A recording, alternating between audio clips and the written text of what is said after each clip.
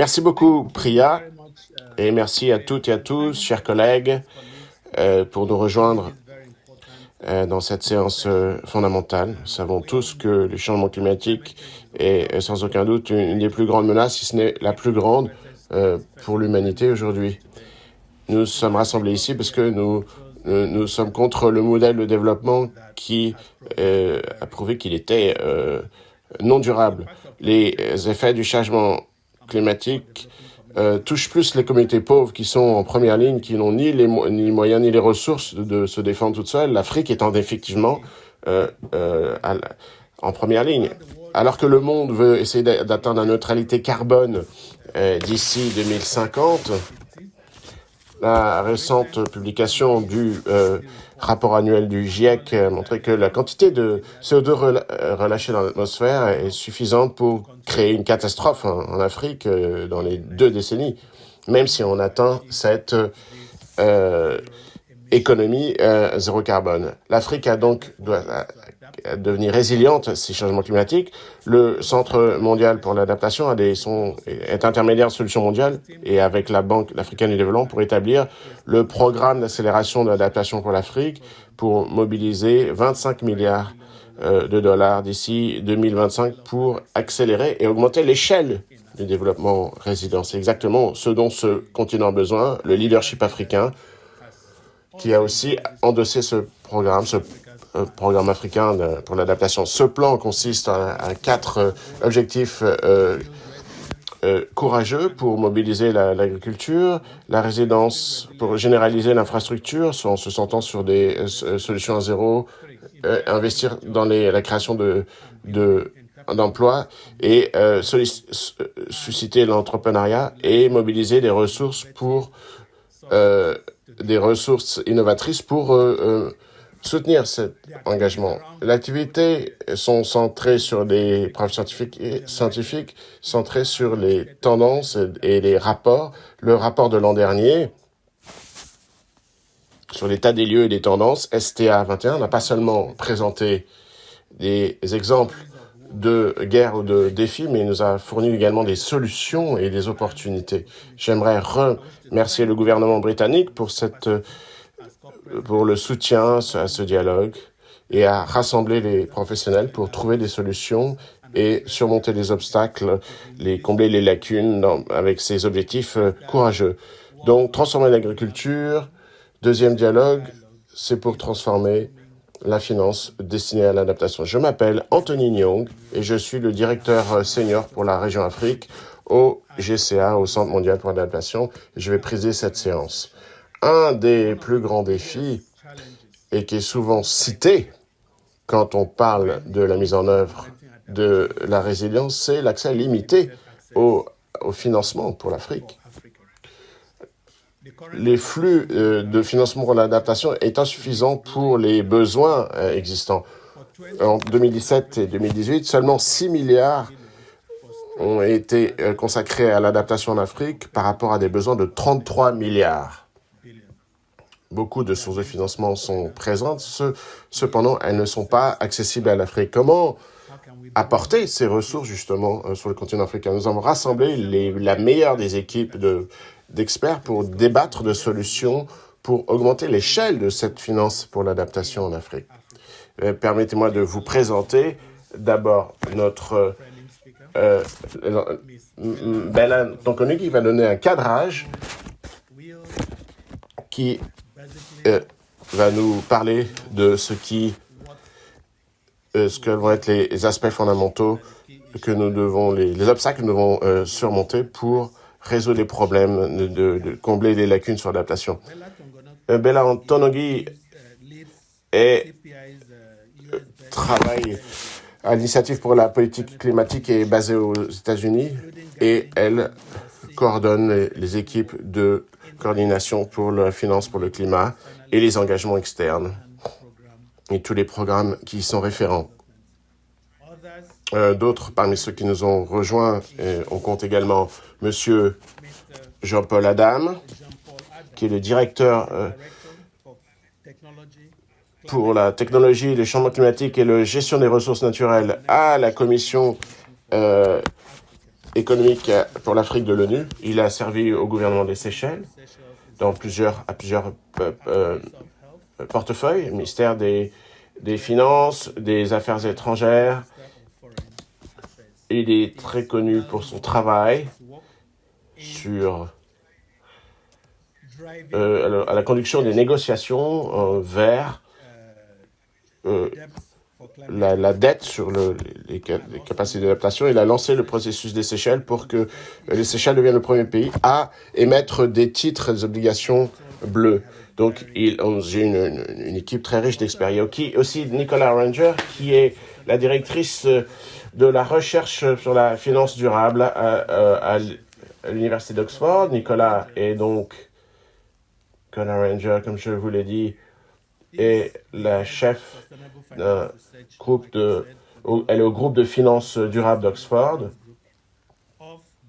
et dans l'école d'entrepreneuriat Smith qui dépend de l'Université d'Oxford. Nicola est également directrice adjointe du Centre britannique pour la finance verte et l'investissement, CGFI, établi par le Centre britannique de recherche et innovation en 2021, pour ce centre pour accélérer l'adoption et l'usage de données pour le climat, qui est reconnu par des institutions financières internationalement.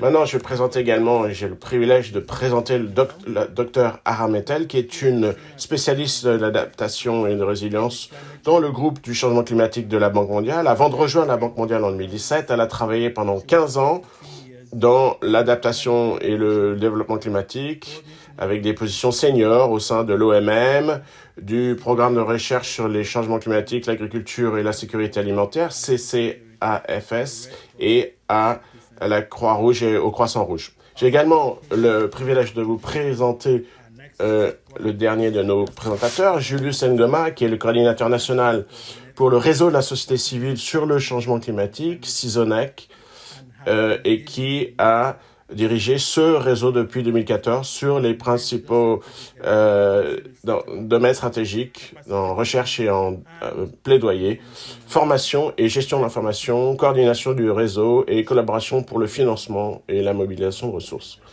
Le dernier, mais pas le moindre, c'est Davina Milenge Umwela, qui est coordinatrice du programme à la Banque africaine de développement. Elle coordonne plusieurs initiatives actuellement au sein du département développement vert à la Banque africaine du développement, y compris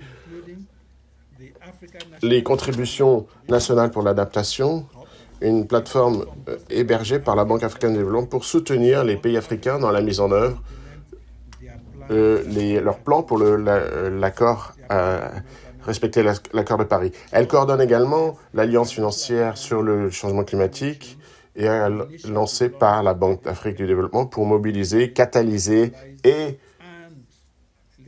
permettre les finances nationales pour les changements climatiques. Et elle coordonne également les différents secteurs économiques. Nous avons un panel très riche et sans perdre plus de temps, je vais inviter Bella Tonkonogi qui va nous donner un cadrage sur ces sujets. Et donc, je vous passe la parole. Merci.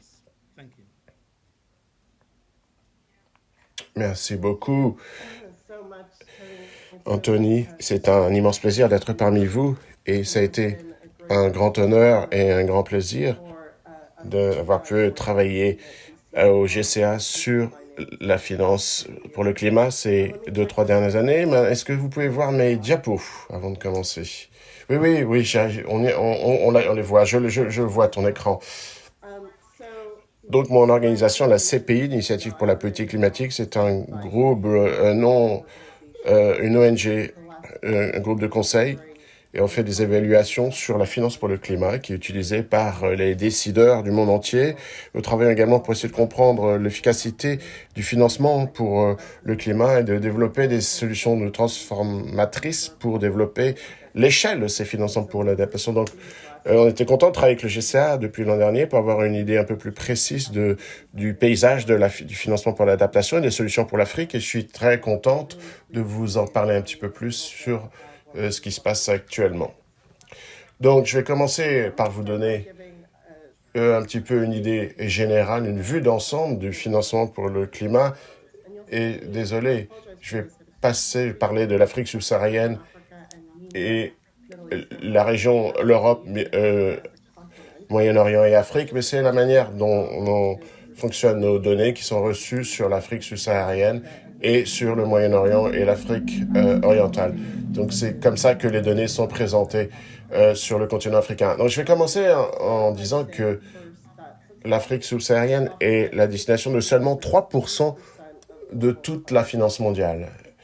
Cette finance, elle va surtout dans les économies développées, l'Europe, les États-Unis, le Canada et la Chine, alors que les économies émergentes reçoivent très peu. Vous pouvez voir sur cette carte les flux totaux que nous avons comptés pour 2019 et 2020. Et en l'ensemble, c'est les flux totaux que nous avons comptés pour 2019 et 2020. Donc, en total, 632 milliards de dollars et 19 milliards seulement pour l'Afrique subsaharienne et 16 milliards qui vont au Moyen-Orient et en Afrique du Nord. Maintenant, les 10 pays les plus vulnérables sont tous en Afrique subsaharienne. Et donc, pour la finance internationale, c'est la finance publique qui va de l'institution multilatérale de finance, des fonds pour le changement climatique, des pays donateurs. Donc, c'est peut-être décourageant, mais l'Afrique subsaharienne reçoit un plus grand 25% de ces seulement 19. Ce sont ce que vous pouvez voir en orange clair dans le graphique. Et en orange foncé, c'est les flux qui arrivent des pays eux-mêmes au niveau intérieur. Donc, en pourcentage, le plus grand pourcentage des fonds internationaux pour le changement climatique. La majorité de la finance pour l'adaptation en Afrique, maintenant, on considère tout le continent, 7,9 milliards de dollars annuels, c'est ce que nous avons compté, surtout de la finance publique internationale. Et ce que nous observons, c'est que dans toute la région de l'Afrique, c'est le secteur de l'eau et de l'agriculture qui sont les principaux bénéficiaires de la finance pour le climat. C'est très clair, c'est compréhensible parce que ce sont des secteurs qui sont très vulnérables au changement climatique et qui représentent une grande partie de l'activité agronomique, surtout le secteur de l'agriculture. Et vous pouvez voir sur ce graphique les différences régionales qui existent, des choses qui sont peut-être évidentes en Afrique du Nord. L'eau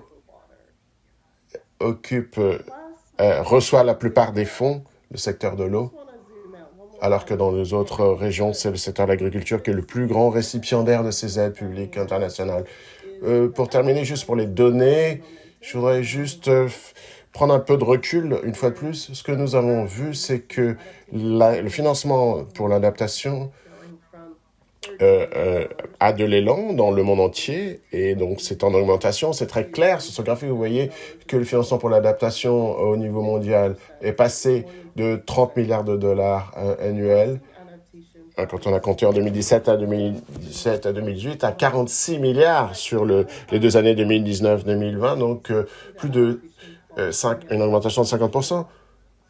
Donc il y a un élan, ça c'est indéniable dans le monde entier, mais peu importe la manière dont on compte, on voit que le financement de l'adaptation n'est pas à la hauteur des besoins annuels estimés pour 2020. Quand on considère ce graphique, il est très clair que le changement progressif de 50%, de 25%, enfin chaque année, ne sont pas suffisants pour les besoins, et il faut vraiment provoquer une révolution, et ce qui nécessiterait une approche de multiples côtés pour pouvoir augmenter ces investissements.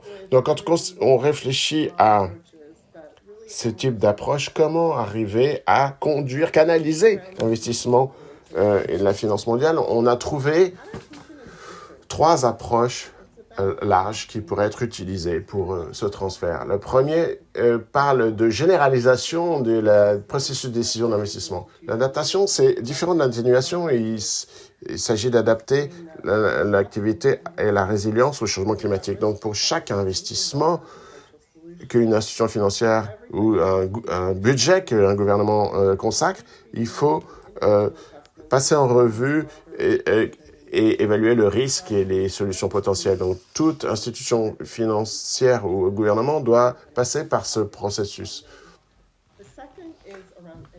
Donc, que ce soit les plans budgétaires ou les stratégies, donc, par exemple, les paquets pour le relèvement de la COVID-19.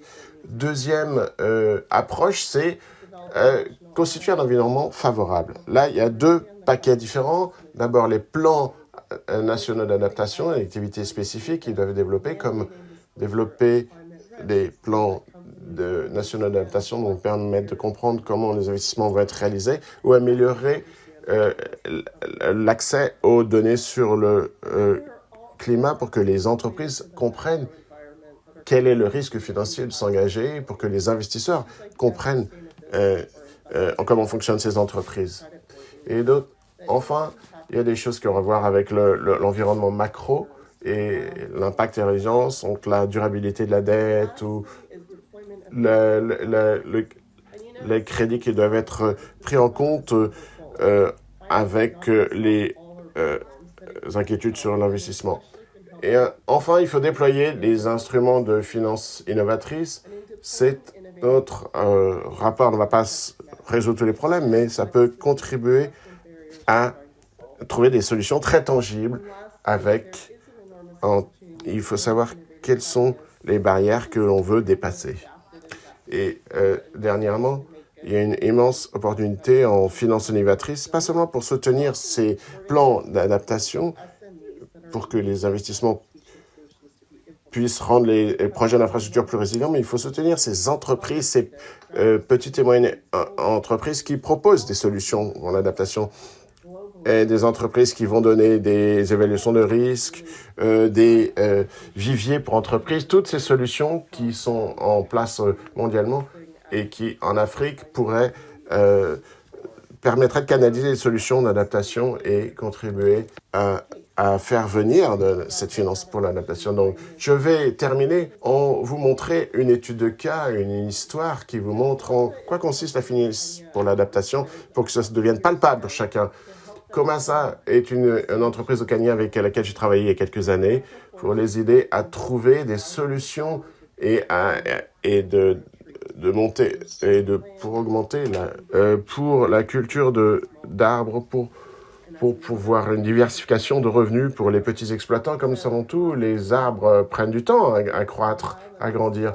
Donc, on a trouvé une idée financière pour permettre garantir un revenu futur plus tôt pour qu'on puisse planter plus et que d'autres entreprises puissent croître, passer à une autre échelle et un impact sur l'adaptation. Donc maintenant, vous allez voir, c'est une solution innovative que nous avons trouvée et qui fait partie de ce laboratoire d'innovation que nous entretenons sur ce sujet. Donc, l'adaptation et la finance pour l'adaptation, il s'agit de trouver des solutions pour aider les gens à devenir plus résilients. On a vraiment hâte de débattre aujourd'hui et d'entrer dans le détail de ce que cela signifie dans la pratique. Donc, merci beaucoup pour vos attentions et merci de cette opportunité de présenter ces résultats aujourd'hui. Merci beaucoup, Bella. Ça a été impeccable. Nous savons que cette séance allait être de toute façon très intéressante aujourd'hui. J'ai le plaisir maintenant d'inviter également et à passer la parole à Monsieur Jean-Paul Adam. Comme je l'ai dit auparavant, je l'ai présenté. Il est fondamentalement la personne qui a permis de lancer les titres bleus sur le continent africain. Mais on ne va pas parler seulement de ça. Il y a 7 mécanismes innovatrices de financement qui sont disponibles aujourd'hui et qui ils vont permettre de changer d'échelle. Est-ce que vous pourriez parler de certaines de ces initiatives et qu'est-ce qu'il faut faire pour justement passer à une autre échelle ou accélérer certaines de ces initiatives sur le continent africain? Merci beaucoup, Anthony. Et merci Bella, je crois que tes informations de cadrage en présentation étaient très, très utiles. Les défis, mais également les opportunités qui font partie de ce que je voudrais traiter aujourd'hui. Donc, pour commencer, il nous faut reconnaître avant tout le besoin de changer d'échelle pour ce financement est disponible, surtout pour l'adaptation. Nous attendons là-dessus sur l'objectif de l'augmentation de température de 2 degrés. C'est une alerte. Et donc, le coût d'adaptation, on parle de 15 milliards de dollars par an. Donc, la Banque africaine pour le développement a montré qu'il faudrait 3 000 milliards pour l'atténuation et l'adaptation en termes de contribution. Et donc, c'est par rapport à une situation où les pays africains doivent affronter quotidiennement et perdent des revenus à cause des changements climatiques. Le travail que le Centre pour l'adaptation montre qu'à chaque 2 degrés, au niveau pré-industriel, l'Afrique va perdre 5% de PIB. Donc, le niveau de changement climatique auquel on va atteindre en 2030, on va dépasser cette perte de 5% de PIB, et dans certaines régions, malheureusement, parce que le réchauffement climatique n'est pas uniforme, il va y avoir beaucoup de pertes dans le Sahel, presque 15% de perte du PIB. Donc, il y a d'énormes défis à résoudre pour augmenter ce quantité de financement. Autre point que je voudrais mentionner dès le départ, c'est que les grands défis ont été de canaliser ces financements vers l'adaptation, mais il ne faudrait pas une séparation trop forte entre l'atténuation et l'adaptation, surtout en Afrique, parce que quand on voit les projets d'adaptation, ce sont des opportunités de traiter les deux problèmes simultanément. Et je crois que c'est très important de garder cela à l'esprit. L'autre point de contexte que je voudrais présenter pour ce qui est la mobilisation des ressources financières, c'est que nous avons observé dans le contexte du Covid-19 combien de ressources peuvent être mobilisées. Nous avons vu 20 000 milliards de dollars qui ont été mobilisés depuis le début de la pandémie pour lutter contre la Covid-19, mais malheureusement, la méthode de répartition de ces fonds reste inégale et injuste. Donc, les dépenses par tête, seulement 57 dollars par tête. Donc, le contraste avec les économies de 11 000 dollars par tête.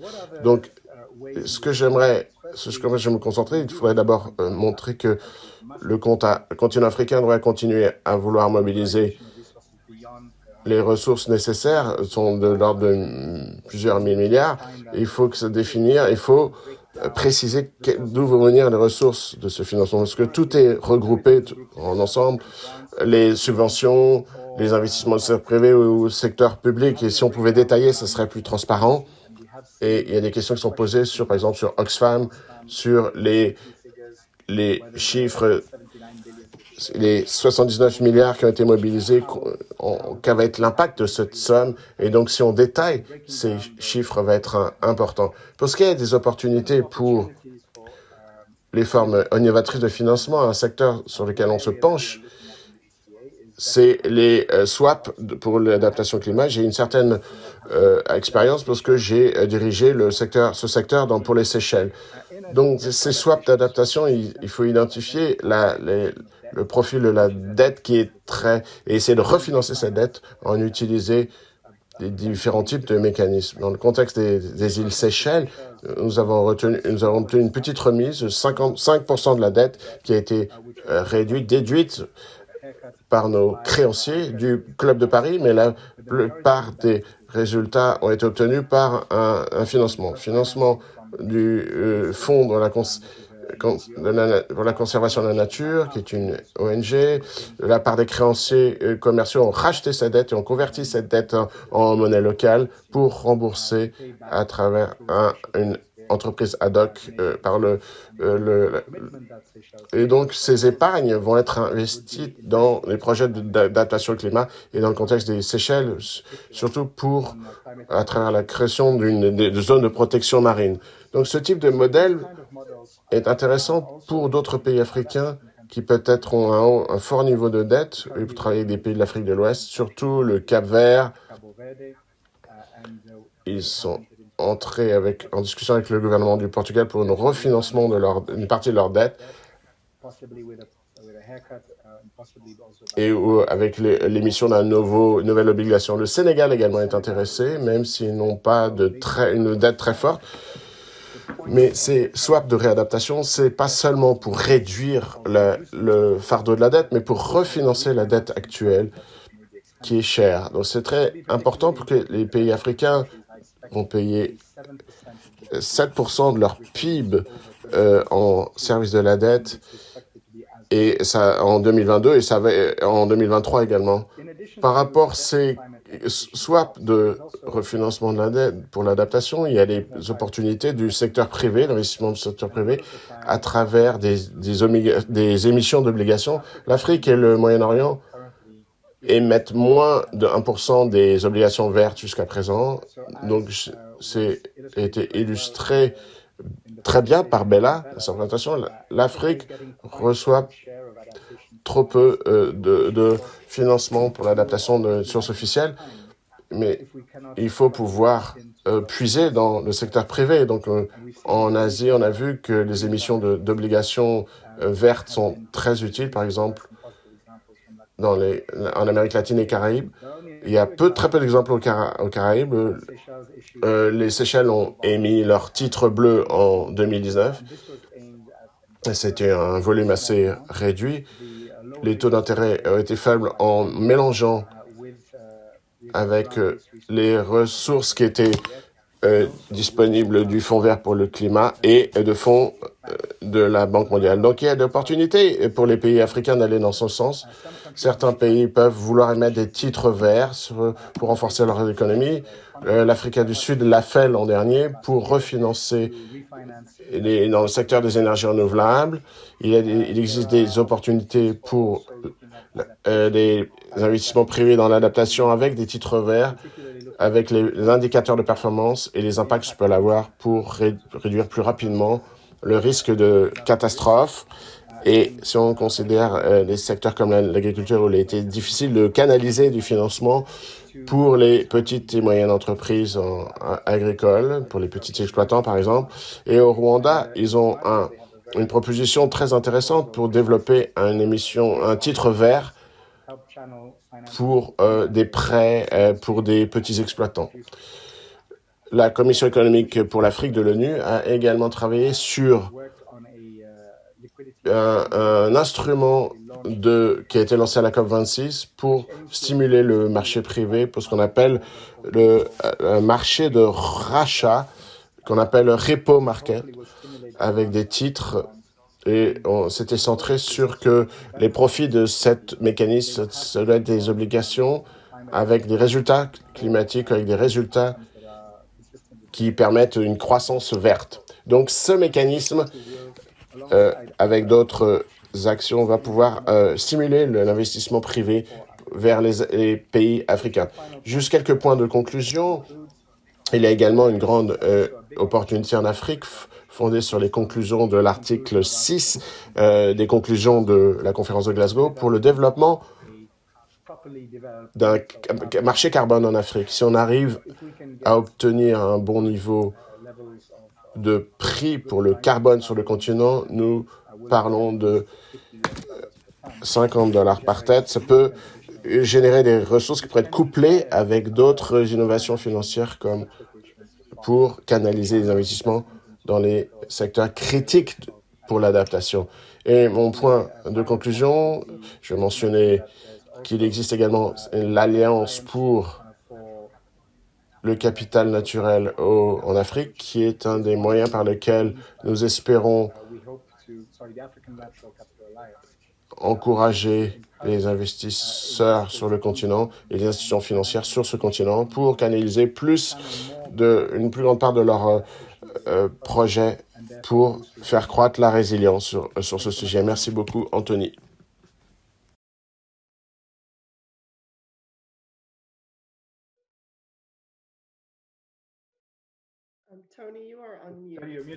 Anthony, ton micro est débranché. Ah, merci. Merci beaucoup, Jean-Paul. Tu as présenté des innovations fondées sur les opportunités que Bella a mentionnées dans sa présentation. Nous dépendons constamment de ressources publiques, mais quand on considère les flux de financement, ça vient de NGO, de gouvernement. Le secteur privé ne joue pas beaucoup. Et les dernières statistiques que j'ai consultées ont montré que on attend que le secteur privé contribue à hauteur de 5%, mais pour l'instant ne contribue qu'à 3%, à hauteur de 3%. J'espère qu'on va sur les sujets du changement climatique et l'adaptation. Donc maintenant, je passe la parole à Nicolas Render. Quelles sont les principales restrictions à la généralisation de ces investissements dans la résilience et pour les prises de décision sur ces investissements? Qu'est-ce que vous proposez? Qu'est-ce que vous suggérez? Que pourrions-nous faire pour résoudre certains de ces problèmes et les instruments existants en termes de politique dans toutes les directions? Que devons-nous faire? Merci beaucoup, Anthony, et bonjour à toutes et à tous. C'est un plaisir d'être avec vous aujourd'hui. Je crois que je m'appuie sur la présentation de Jean-Paul. Je vais parler de finances non innovatives. Comment obtenir la finance pour qu'elle vienne dans ces projets d'adaptation et de résilience en Afrique? Et pourquoi est-ce que c'est important? Pourquoi est important de réfléchir sur le système plus large de finances? D'abord, c'est une question d'échelle. Si vous pensez les actifs total sous gestion en Afrique doublent sur ces 10 dernières années à 1600 milliards. Donc, si on pouvait avoir plus de 1000 milliards qui seraient en phase avec les projets d'adaptation, c'est le centre de notre réflexion d'un certain nombre de gens qui travaillent de par le monde là-dessus. En plus de l'histoire de l'échelle, je crois qu'il s'agit aussi, si vous prenez par exemple seulement la finance pour l'infrastructure, tout le financement de l'infrastructure est 60 fois plus gros que le financement qui va vers l'adaptation. Donc, il y a un problème potentiel dans la mesure où il y a des financements pour l'adaptation qui soutient la résilience qui est en croissance en Afrique et dans le reste du monde, mais en même temps, on a un financement qui va dans le sens inverse, qui est potentiellement pas très résilient et qui soutient la croissance d'une manière qui est peut-être pas bien adaptée, mais qui va donc dans l'autre sens, dans le sens contraire. Donc je crois qu'on se centre beaucoup, en plus de ce qu'on a entendu sur le côté innovateur pour la finance, pour arriver à attirer ces flux mondiaux pour qu'ils financent l'adaptation et la résilience. Et une des choses qui m'a beaucoup déçu à la COP26, et je sais qu'il faudrait être positif, mais c'est qu'on a vu, il y a 106 000 milliards de dollars pour la décarbonisation et pour être en ligne avec l'accord de Paris. Mais donc, il faut être en phase avec le développement résilient. Mais ce que je voudrais voir à la COP27, c'est un objectif semblable, être en phase, mettre les actifs en phase avec le développement résilient et pour le climat. Donc, c'est l'échelle, les opportunités également, les besoins énorme pour mettre en phase le financement avec le développement pour soutenir les objectifs du développement durable. Mon deuxième point, c'est la politique, le cadre institutionnel. On a parlé de finances publiques qui jouent un rôle prépondérant dans l'aide pour arriver à trouver de la finance pour la résilience au changement climatique. Mais d'autres aspects en politique, et là on revient au point que Bella a cité, et déterminer les bons objectifs politiques et pour l'adaptation. Donc, le plus grand défi qu'on rencontre de la part de la plupart des investisseurs, c'est qu'ils ne savaient pas comment commencer dans le financement de la résilience. Donc, il faut que ces objectifs et ces plans soient publiés par les autorités publiques pour que les investisseurs puissent être en phase avec ces objectifs. Et d'un autre côté, du côté de ces politiques, c'est l'environnement réglementaire pour la finance en Afrique dans son ensemble, pour être sûr que c'est favorable, propice au soutien de l'investissement à l'adaptation et à la résilience. Donc, c'est des investissements, des réglementations sur l'investissement dans l'environnement et comment faire venir comment développer des encouragements, des subventions, et le point final que j'aimerais citer sur des lacunes, c'est du côté des données. On a parlé des données comme en quoi ça représentait une restriction, mais je pense pas que c'est une restriction, une limite. On a les données dont on a besoin, mais l'important c'est qu'elles soient transparentes, opportunes et disponibles. Je travaille dans d'autres. Je travaille l'initiative d'indicateur de résilience. Il faut créer une langue commune sur les données, une devise commune pour débattre cela entre investisseurs, entre gouvernements, avec les communautés, pour qu'on puisse commencer à concevoir des investissements qui sont totalement en phase avec les objectifs de résilience. Donc, juste pour conclure sur ces 3 points, mise en phase du financement, le besoin de politique publique et le rôle important des données et des opportunités qui sont là, et les objectifs de voir d'ici la COP27 un élan semblable sur mise en phase le financement avec les objectifs de résilience pour la neutralité carbone serait un impact très important sur les objectifs, et je m'en tiens là. Merci beaucoup, Nicolas. Comme je l'ai dit, c'est un panel très intéressant.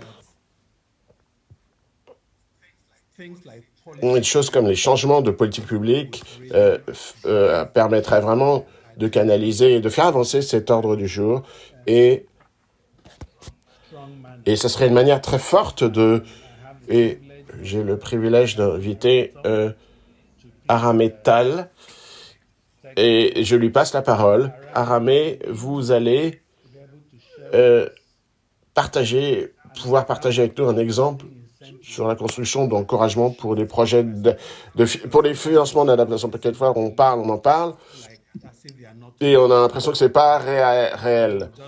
On vient d'entendre notre collègue Nicolas Ranger je lui posais la question comment investir dans l'adaptation. À la COP26, plusieurs partenaires de développement sont venus nous voir. Oui, vous parlez d'adaptation, mais de quoi parle-t-on exactement? Qu'est-ce qu'on finance et qu'est-ce qu'il faut qu'on fasse? Donc, pour eux, c'est devenu un problème. Donc, peut-être vous pourriez partager avec nous un exemple de construction du financement de l'adaptation, et quel rôle pensez-vous que les institutions de développement comme la Banque mondiale peut jouer?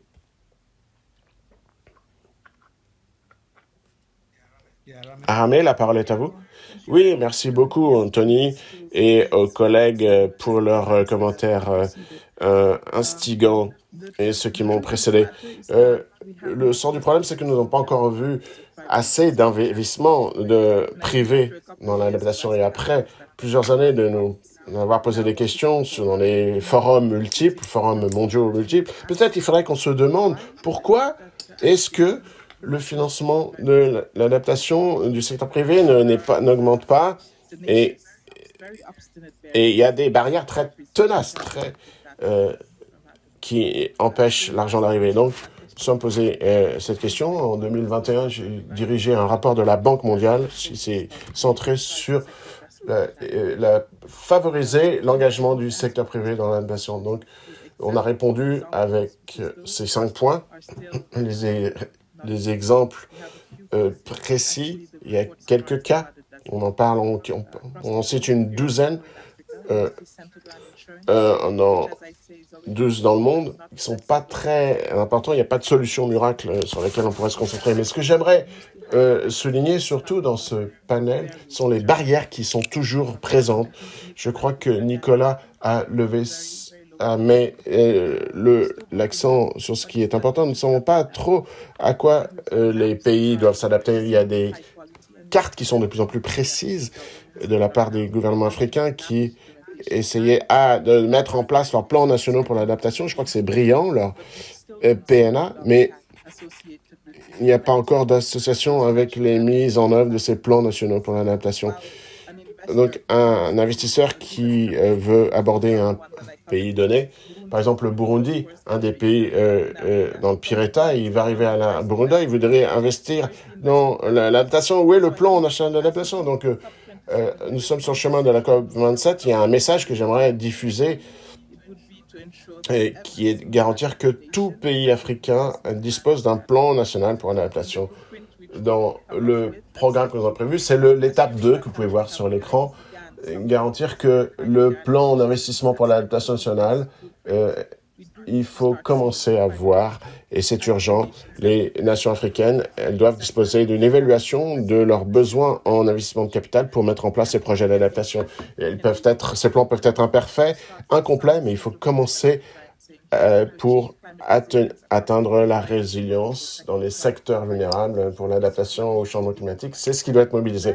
Et ensuite, seulement à cette étape qu'on aura une base pour pouvoir passer à ce qu'on appelle l'étape 3. Donc voici les bases du plan d'investissement et on peut commencer à penser à la finance de concession et c'est l'autre portion où on voit effectivement un potentiel pour attirer le capital privé. Et une fois de plus, pourquoi est-ce que les investissements privés n'investissent pas dans les initiatives pour l'adaptation je reviens à l'argument de Nicolas, c'est parce que l'investissement dépend de profitabilité, donc il faut perdre la notion que toute adaptation doit être financée par de l'argent public. Il y a quelques exemples qui surgissent qui montrent que du profit peut être fait. C'est là où on va avoir attiré le capital privé, garantir que certaines initiatives peuvent être soutenues par le capital privé, en revenant à l'argument de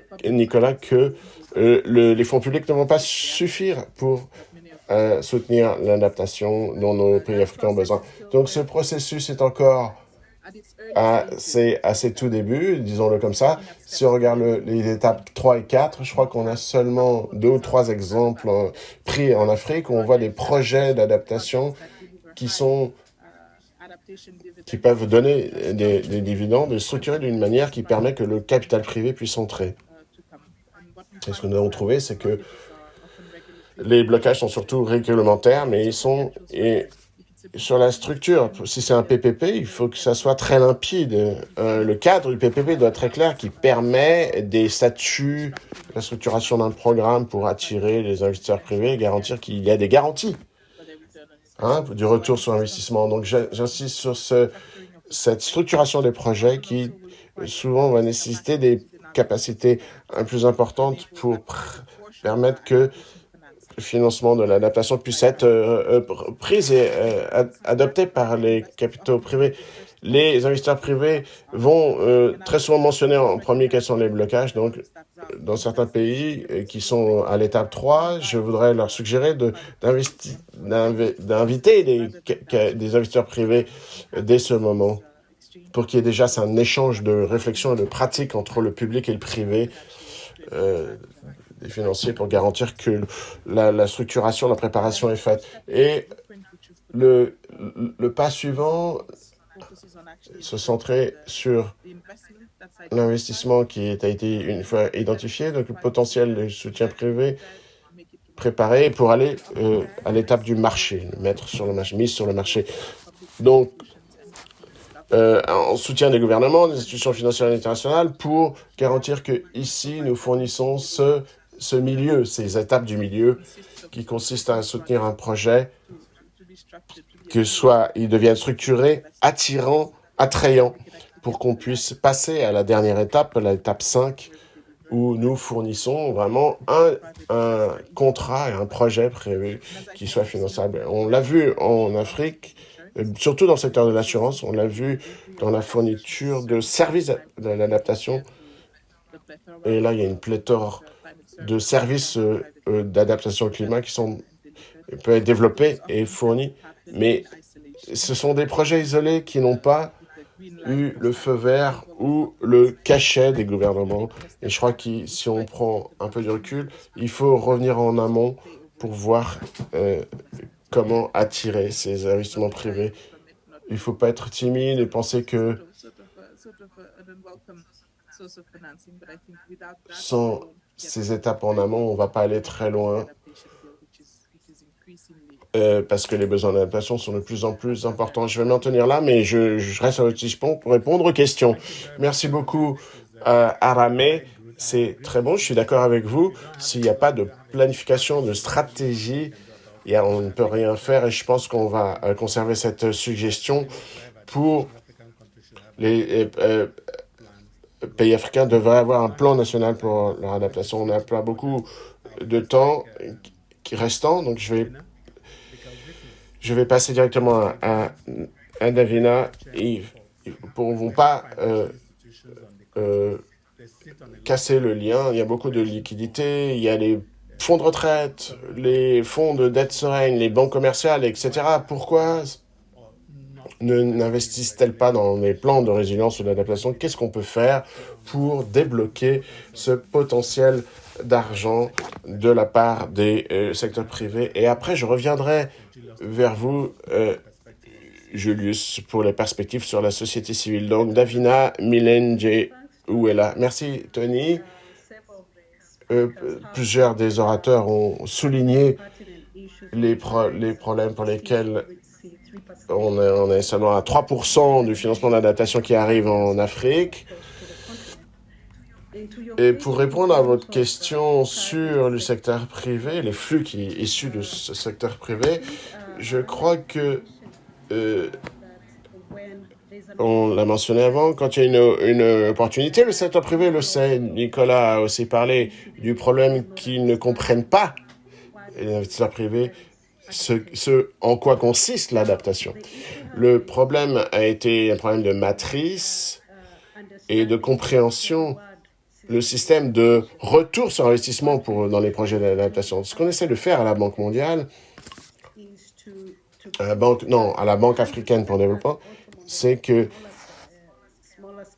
de revenir aux interventions sur le terrain pour essayer de piloter l'adaptation, le projet d'adaptation et la chaîne de valeur, si je peux en parler ainsi, pour être sûr que trouver un moyen que le secteur privé puisse s'impliquer dans le financement de l'adaptation. Et ça, on pilote ce qu'on appelle les mécanismes de bénéfices pour l'adaptation, pour répondre à deux problèmes précis. Le premier étant l'accès au financement, dont vous avez vraiment déjà bien parlé, et bien entendu, le manque d'informations définies, détaillées sur la valeur ajoutée. Donc, le mécanisme de définition des bénéfices, il est conçu de la même manière que les interventions sur le marché de carbone. L'idée, c'est que le CDM sur les bénéfices d'atténuation sont capables de mobiliser des milliards très rapidement. Et il existe une opportunité parce que le marché de carbone a pu être mesuré. Si on trouvait un moyen de comprendre, de trouver une unité de mesure pour mesurer ces projets sur l'adaptation, donc ça serait le marché privé pourrait entrer là-dedans. Donc, ce que nous avons conduit un pilote sur 5 ans que nous avons lancé il y a 2 ans. On s'est adressé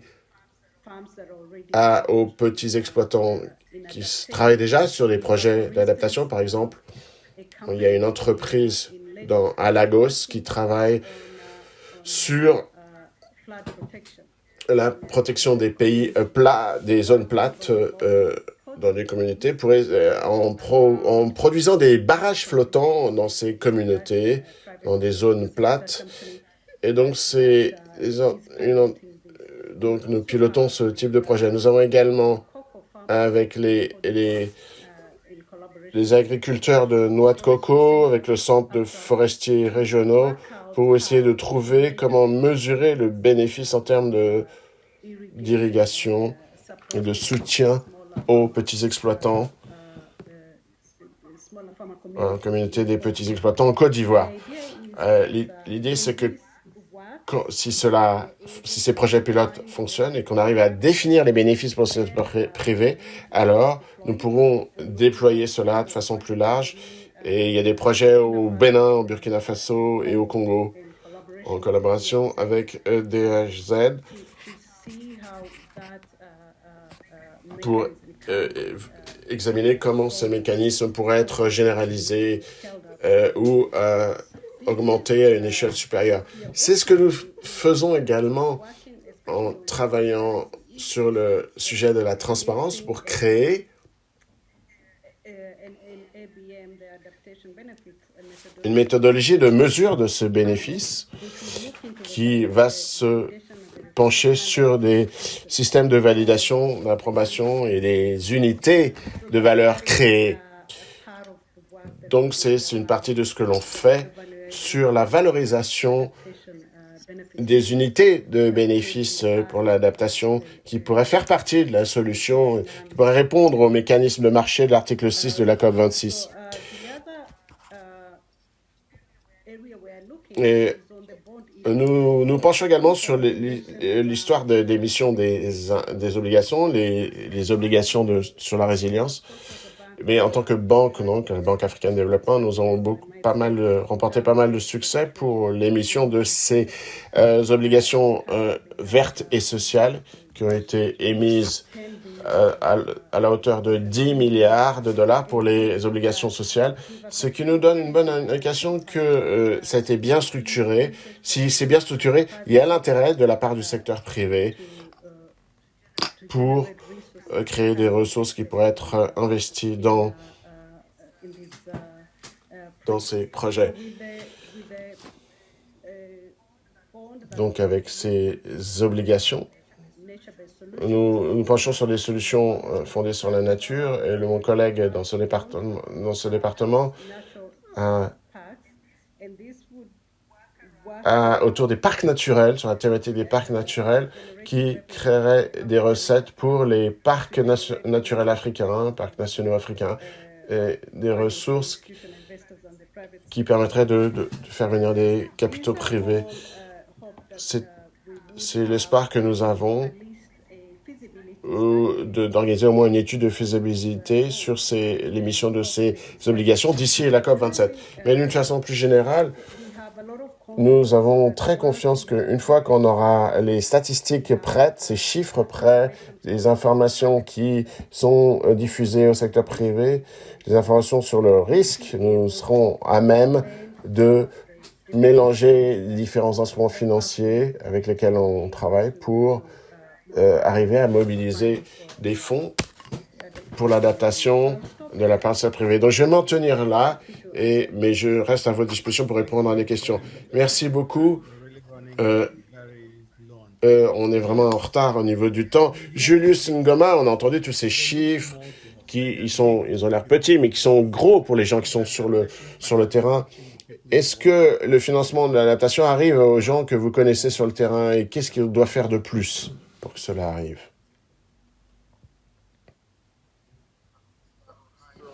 Bonjour Anthony, merci de me donner l'opportunité de parler au nom de la société civile et je dois dire que j'ai entendu les orateurs et oratrices qui m'ont précédé et toutes les suggestions qui ont été faites par les collègues.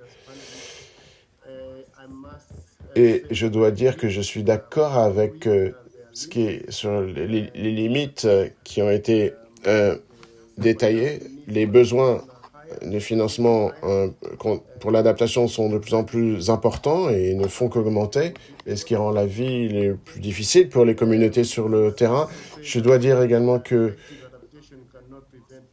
même la finance pour l'adaptation ne va pas prévenir les pertes et les dommages, donc il faut voir ce côté des pertes et augmenter, ne pas dépasser la température mondiale de 1,5 degré, parce que sinon l'adaptation va être encore plus chère et plus difficile. Sur la question, j'ai quelques arguments à avancer. Certains vont sembler être un peu la même chose qu'ont dit les orateurs précédents, mais juste pour souligner le fait que le coût élevé de l'adaptation versus le peu de ressources mobilisées pour cela, localement et internationalement, cela rend les choses plus difficiles pour l'adaptation des communautés. Pas seulement pour ces communautés, mais pour que la société civile joue son rôle en termes de soutien qui est nécessaire sur le terrain.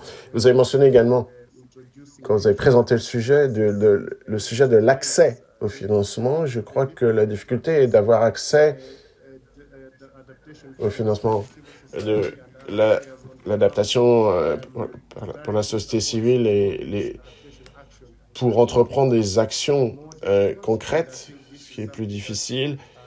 Et il faut se pencher sur ce sujet si on veut vraiment s'assurer que on met en œuvre ces projets d'adaptation sur le terrain.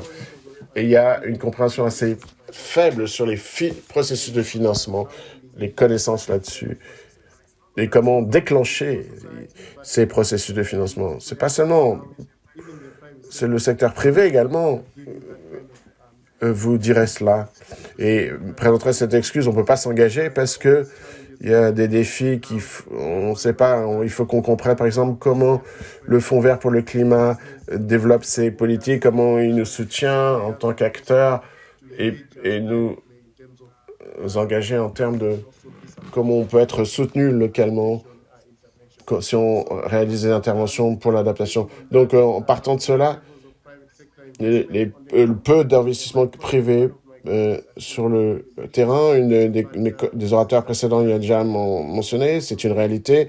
Dans la plupart des cas, c'est le résultat d'une politique peu favorable, peu propice, et le coût également est de mise sur le marché qui existent sur plusieurs continents. Je suis manifesté mon accord sur un argument sur les ressources limitées et l'analyse des besoins de l'adaptation pour déterminer des outils, des mécanismes et des technologies adaptés pour chaque région. Ça peut être des régions dans chaque pays, des régions sur le continent africain dans son ensemble, parce que l'adaptation est spécifique à chaque secteur, mais également spécifique à chaque pays. Donc, il faut une approche adaptée. Donc, en partant de cela, les finances nationales dans chaque pays rendent également difficile l'accélération de cette adaptation. Mais pour revenir sur 2 points fondamentaux, comment faciliter ces investissements pour l'adaptation, surtout s'assurer. Il ne reste plus qu'1 minute pour conclure la séance, mais allez-y, continuez. Donc, les problèmes qui ont lieu à voir avec la formation professionnelle pour comprendre en quoi consistent ces processus d'adaptation, les mécanismes de financement et les plusieurs options qui sont sur la table pour accélérer ces projets d'adaptation dans les pays. Il faut faire tomber les barrières pour accélérer l'adaptation et ces barrières jouent un très grand rôle dans plusieurs pays et puis finalement pour faire venir le financement